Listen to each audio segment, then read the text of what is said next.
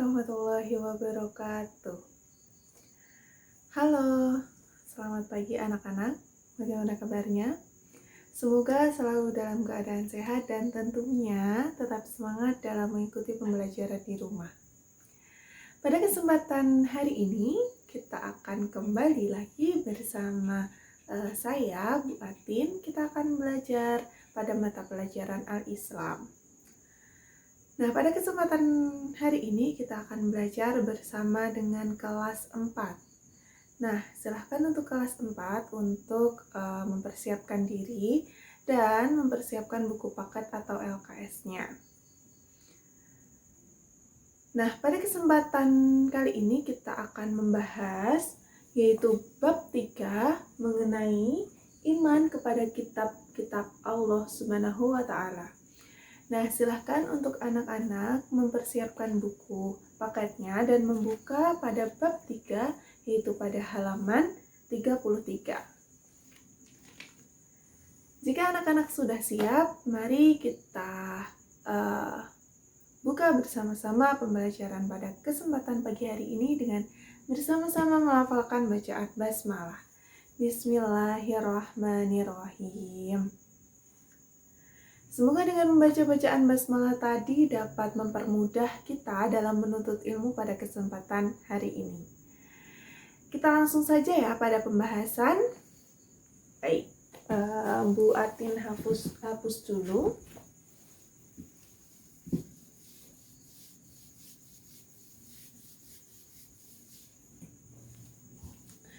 Hari ini kita akan belajar mengenai bab 3 yaitu iman kepada kitab-kitab Allah.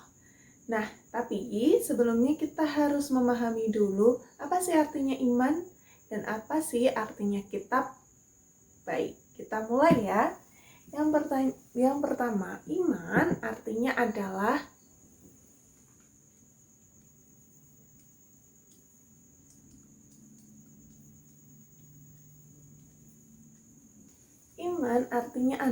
percaya.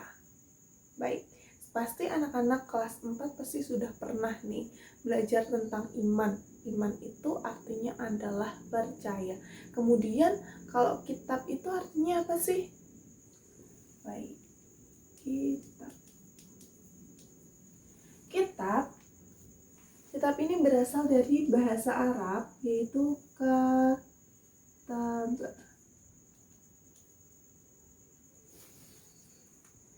Baik, karena anak-anak sudah membuka buku paketnya, nah silahkan anak-anak membuka buku paket halaman 34. Di situ sudah tertera pengertian dari kitab-kitab Allah. Nah, berasal dari bahasa Arab yaitu kataba. Nah, kemudian kataba itu artinya apa sih? Iya, kataba itu artinya adalah menulis.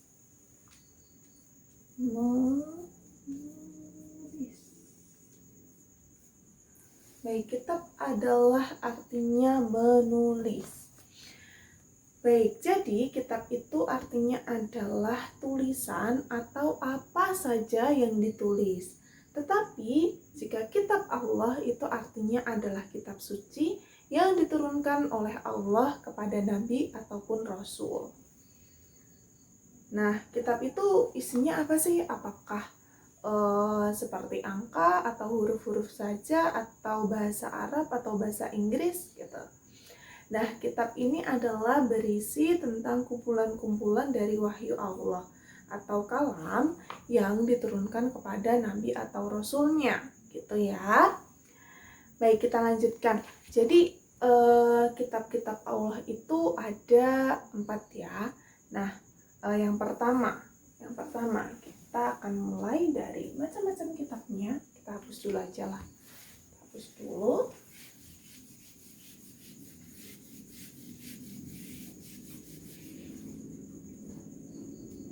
Macam-macam kitab.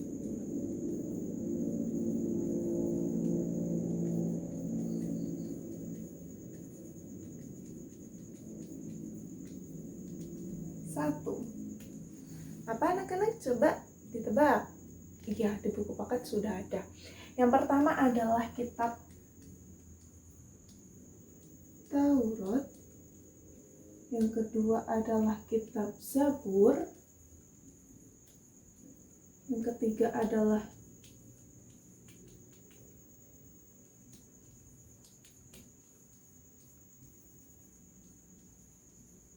baik.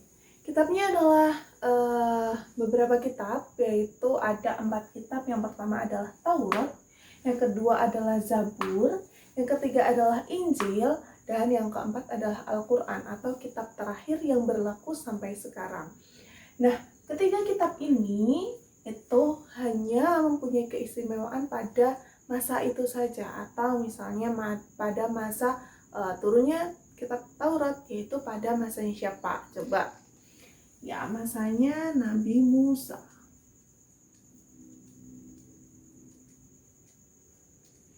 Ya, Nabi Musa, gelarnya adalah AS, alaihi salam.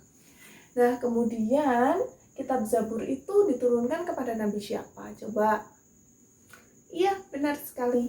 Kepada Nabi Daud, alaihi salam. Gelarnya sama ya, alaihi salam. Kemudian kalau Injil, kepada siapa sih diturunkannya?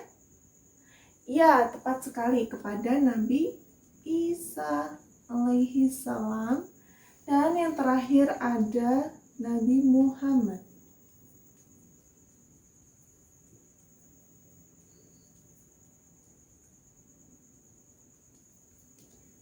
Nah, ini ya, ada 4 kitab Allah, yaitu yang pertama ada Taurat, yang kedua ada Zabur, yang ketiga ada Injil, dan yang keempat ada Al-Quran. Nah, baik, kita akan menjelaskan dari awal dulu kitab Taurat. Kitab Taurat itu diturunkan kepada Nabi Musa, yaitu pada masa Nabi Musa dulu hidup di dunia. Nah, kita mengingat-ingatnya bisa dengan kata-kata tamu. Oke, tamu. Berarti kitab Taurat itu diturunkan kepada Nabi Musa. Tamu. Itu ya. Oke, yang kedua adalah Zada. Zada. Zabur, Daud. Kemudian yang ketiga ada Iis. Injil Isa, dan yang terakhir pasti anak-anak sudah tahu. Ya, Al-Quran Muhammad, gitu ya. Nah, itu tadi adalah kitab-kitab Allah, macam-macam kitabnya ada 4, ada Taurat, Zabur, Injil, dan Al-Quran. Nah, cara mengingatnya adalah dengan tamu, Zada, Iis, dan AM. Oke. Nah, silakan anak-anak untuk menghafalkan ya. Di dalam buku paket sudah dijelaskan bahwa kitab Taurat ini diturunkan kepada Nabi Musa sesuai pada Quran Surat Al-Ma'idah ayat 44. Bisa dibaca sendiri ya. Kemudian yang kedua, Zabur itu diturunkan kepada Nabi Daud, yaitu dengan Zabur, Daud, Zada. Nah, ini terdapat pada Quran Surat An-Nisa 163 dan Quran Surat Al-Isra ayat 55. Dan kami berikan Zabur kepada Daud. Itu artinya. Kemudian yang ketiga ada Injil, yaitu diturunkan kepada Nabi Isa, yaitu terdapat pada Quran Surat Al-Hadid ayat 27. Nah, di situ disebutkan bahwa Injil itu diturunkan kepada putranya Maryam, yaitu Nabi Isa alaihi salam. Baik, yang terakhir ada Al-Quran, itu diturunkan kepada Nabi Muhammad SAW, yaitu terdapat pada Quran Surat Ali Imran ayat 3, yaitu artinya dia menurunkan Alkitab Al-Quran kepada Muhammad dengan sebenarnya membenarkan kitab yang telah diturunkan sebelumnya. Jadi kitab Al-Quran itu adalah penyempurna dari kitab-kitab sebelumnya. Nah, kitab-kitab sebelumnya itu benar pada masa itu.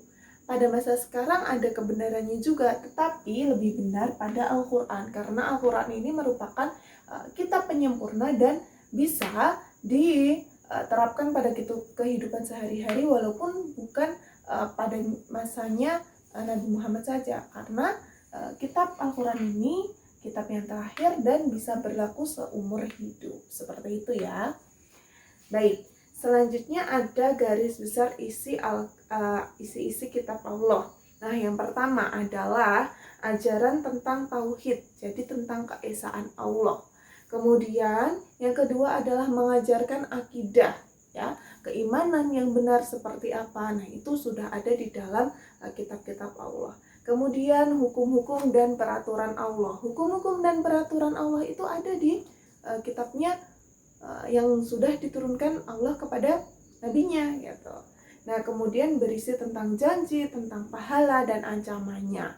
Jadi ada tentang pahala dan juga ancamannya. Ketika kita berbuat baik, maka kita akan diberikan pahala, dan ketika kita berbuat buruk atau ada perintah untuk kita menjauhi sesuatu, maka akan ada ancamannya. Seperti itu. Misalnya akan dimasukkan ke dalam neraka ketika kita berbuat syirik dan lain sebagainya. Seperti itu ya.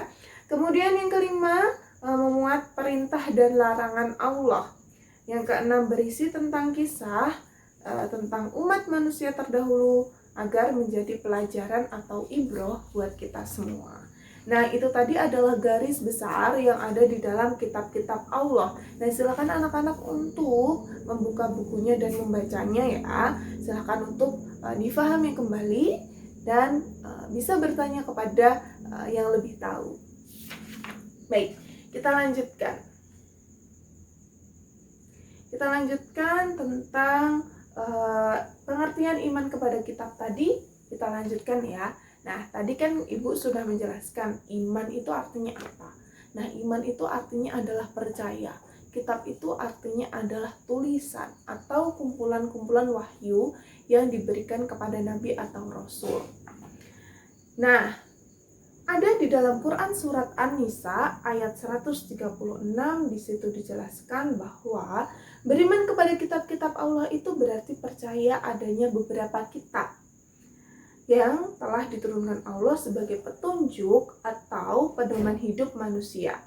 Kemudian yang kedua, beriman kepada kitab-kitab Allah itu berarti percaya bahwa kitab-kitab suci tersebut adalah ada juga di dalam Al-Quran. Misalnya Zabur, Taurat, Injil, dan Suhuf itu sudah ada di dalam Al-Quran. Jadi Al-Quran itu sudah mencakup semuanya ini yang kemudian disempurnakan pada kitab Al-Quran.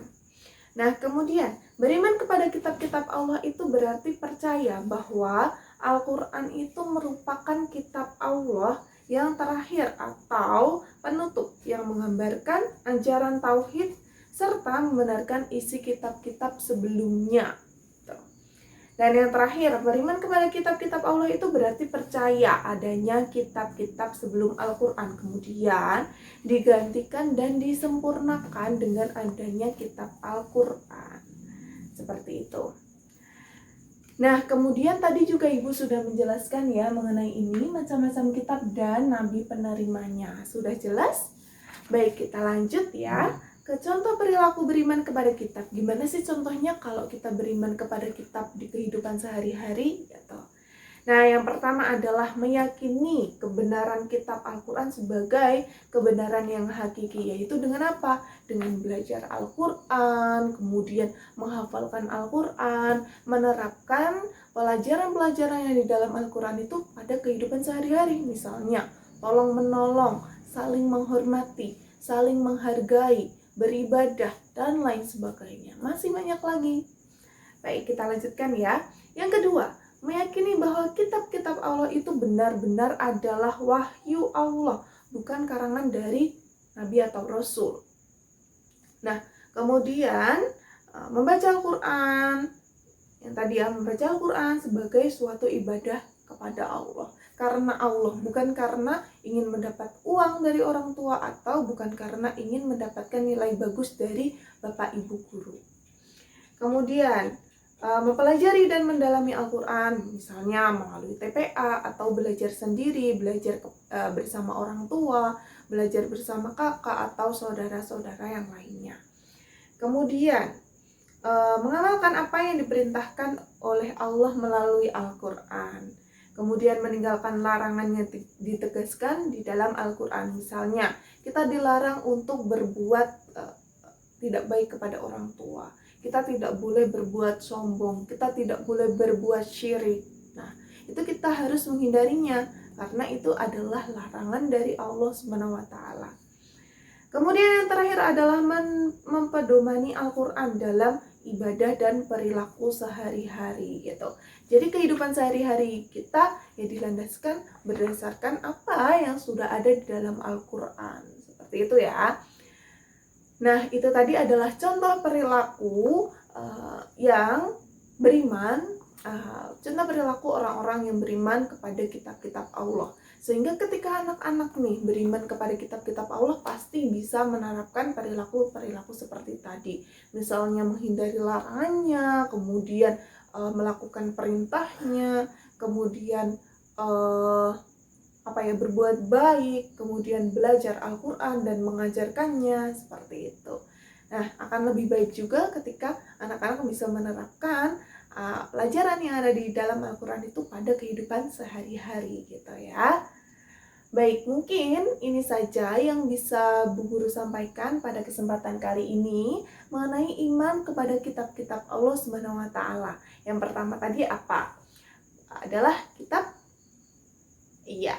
Taurat ya. Kitab Taurat diberikan kepada Nabi Musa. Kemudian ada kitab Zabur diberikan kepada Nabi Daud alaihissalam, dan kitabnya Nabi Isa adalah Injil, dan kitabnya Nabi Muhammad adalah Al-Quran yang berlaku sampai sekarang karena sebagai penyempurna kitab-kitab sebelumnya. Baik, mungkin pembelajaran pada kesempatan kali ini adalah cukup sekian. Kita akhiri dulu pembelajaran pada hari ini dengan bersama-sama melafalkan bacaan hamdalah. Alhamdulillahirabbil alamin. Semoga pembelajaran kali ini bisa mudah dipahami oleh anak-anak semuanya. Namun ketika anak-anak belum paham, silakan untuk bertanya kepada Bu Atin. Boleh juga melalui kolom komentar di bawah video ini. Baik, itu ya anak-anak ya. Terima kasih semuanya. Kita akhiri dengan membaca bacaan hamdalah bersama-sama ya. Alhamdulillahirabbil alamin. Jangan lupa untuk berdoa sesudah belajar. Oke? Sekian dari Ibu. Wassalamualaikum warahmatullahi wabarakatuh.